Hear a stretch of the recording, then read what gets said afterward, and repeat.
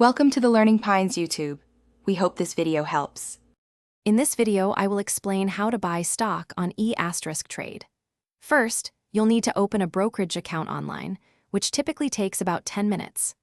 After your account is approved, fund it with at least $500 using a bank transfer or check. Once funded, log in and navigate to the trading platform or the convenient mobile application to begin your investment journey. Before buying, thoroughly research potential investments. Etrade offers robust tools, including detailed company profiles, real-time news, and expert analyst ratings.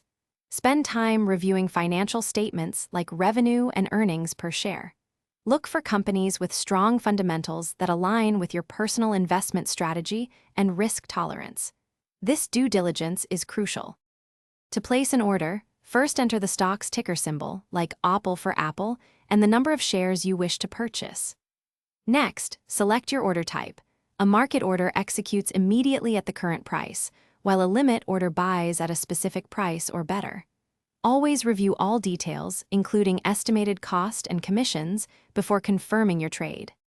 After purchasing, it's important to monitor your investments.